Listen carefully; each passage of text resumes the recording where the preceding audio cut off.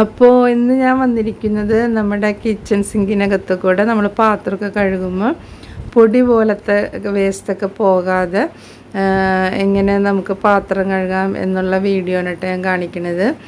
അപ്പോൾ ഇവിടെ നമ്മുടെ കിച്ചൺ സിങ്കിൽ നിന്ന് വെള്ളമൊക്കെ പോണ കുഴി നിറഞ്ഞപ്പോൾ ഞാൻ കണ്ടായിരുന്നു. അതിൻ്റെ അകത്ത് നമ്മുടെ ചെളി അടഞ്ഞു കൂടിയിരിക്കുന്ന കുഴി മൊത്തം അങ്ങനത്തെ വേസ്റ്റാണ്, ശരിക്കും ചെളി പോലെ. അപ്പോൾ വെള്ളം നിറഞ്ഞ് പുറത്തേക്ക് പോന്നിട്ട് പിന്നെ വേറെ കുഴിയൊക്കെ റെഡിയാക്കി വേറെ കുഴിയിലേക്ക് വെള്ളം പോകുന്ന കണക്ഷൻ കൊടുത്തിട്ട് അപ്പോൾ എനിക്ക് മനസ്സിലായി ഈ ചെറിയ വേസ്റ്റ് എല്ലാം അതിലേക്ക് ആയിട്ടാണ് ഈ മാതിരി നിറഞ്ഞതെന്ന് എനിക്ക് മനസ്സിലായി. അപ്പോൾ നമ്മൾ സാധാരണ സിങ്കിലൊക്കെ ഇതേപോലത്തെ ഒരു അരിപ്പ് ഉണ്ടാകും. പല സിങ്കിനും പല രീതിയിലുള്ള അരിപ്പായിരിക്കും ഉള്ളത്. അപ്പോൾ ഇതിൽ നമ്മുടെ വലിയ വേസ്റ്റൊക്കെ തടഞ്ഞിരിക്കും. ഇപ്പോൾ പച്ചമുളകിൻ്റെ, സവാളയുടെ അങ്ങനെയുള്ള വലിയ പീസൊക്കെ ഇതിൽ തടഞ്ഞിരിക്കും. ഈ പൊടി പോലത്തെ വേസ്റ്റൊക്കെ ഉണ്ടാവുമല്ലോ, ഇപ്പോൾ ചായപ്പൊടി, എന്തെങ്കിലും അരിപ്പൊടി കലക്കിയതൊക്കെ.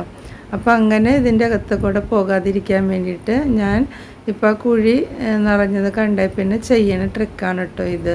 നമ്മുടെ വീട്ടിലുള്ള ഒരു പഴയ സാധനം തന്നെ മതി.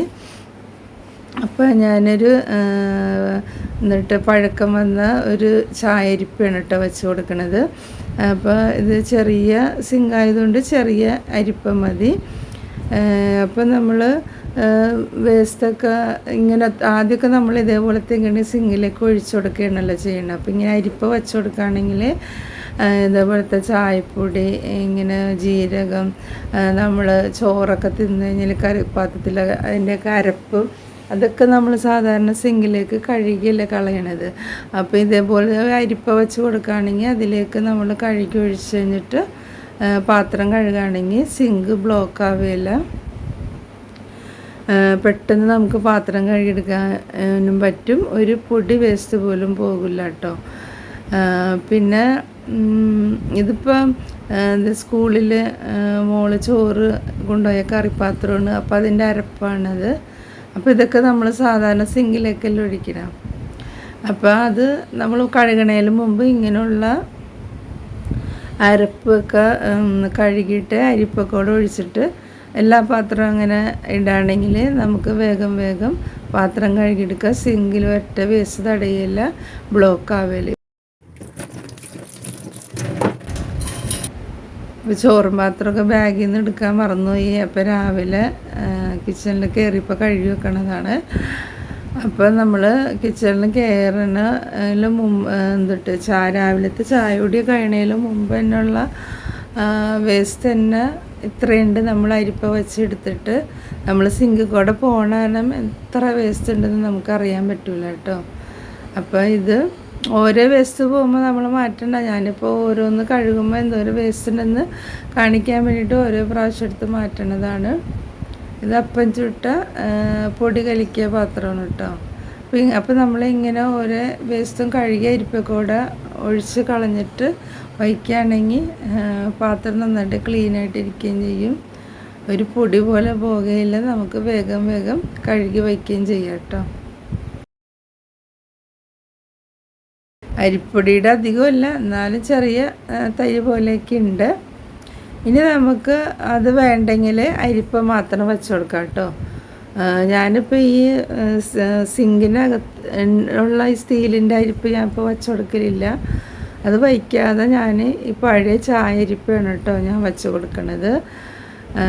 അപ്പം ഇത് കറക്റ്റ് റൗണ്ടിലിരിക്കും. പിന്നെ ഇതിൻ്റെ മുകൾ ഭാഗത്തുള്ള വെള്ള കളറ് കട്ടിയുള്ള ഭാഗം നമ്മൾ കട്ട് ചെയ്തിട്ട് വയ്ക്കുകയാണെങ്കിൽ ഒന്നും കൂടി ഇറങ്ങിയിരിക്കും കേട്ടോ.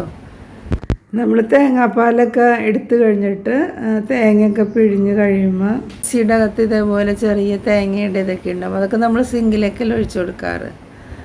അപ്പോൾ അതൊക്കെ ഇങ്ങനെ ഒരു അരിപ്പ വെച്ച് കൊടുക്കുകയാണെങ്കിൽ സിങ്കിനകത്തേക്ക് പോകില്ല കേട്ടോ. അപ്പോൾ ഞാൻ പഴയ അരിപ്പ ഇതിനുപയോഗിച്ചപ്പോൾ പുതിയ അരിപ്പ മേടിച്ചതാണ്. അപ്പം ഞാൻ ഓരോ പാത്രത്തിൽ വേസ്റ്റ് ഇതിൽ കൂടെ ഒഴിച്ചിട്ട് ജസ്റ്റ് ഒന്ന് കാണിച്ച് തരണതാണ് കേട്ടോ. അപ്പോൾ എനിക്കിങ്ങനെ വെച്ചിട്ട് നല്ല ഉപകാരമുണ്ട്.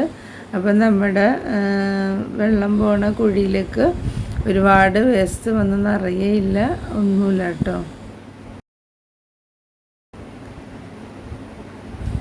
അപ്പം എനിക്ക് നല്ലൊരു ഉപകാരമായി ഇങ്ങനെ ചെയ്തിട്ട്. നിങ്ങൾക്ക് ഉപകാരമാണെങ്കിൽ ഇതേപോലെ ഒന്ന് സിങ്കിൽ പഴയ അരിപ്പൊക്കെ ഉണ്ടെങ്കിൽ മാറ്റിയിട്ട് വെച്ച് നോക്കണം കേട്ടോ.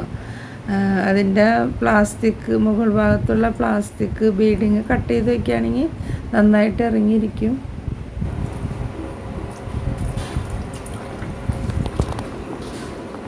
അപ്പം ഞാൻ ഓരോ പാത്രത്തിലുള്ള വേസ്റ്റാണ് കാണിച്ചു തരുന്നത്. നിസ്സാര വേസ്റ്റായിരിക്കും, പക്ഷെ നമ്മളത് ഈ അരിപ്പൊക്കെ കൂടെ ഒഴിച്ച് കഴിയുമ്പോഴാണ് എത്രത്തോളം ഉണ്ടെന്ന് അറിയാൻ പറ്റണേ കേട്ടോ.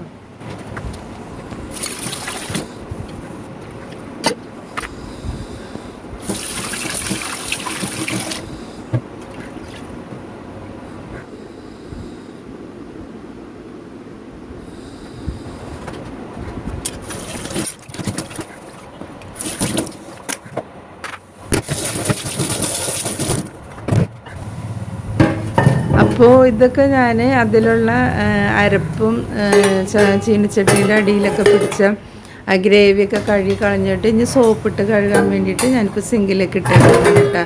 അപ്പോൾ ഒരു പൊടി വേസ്റ്റ് പോലും അതിലില്ല.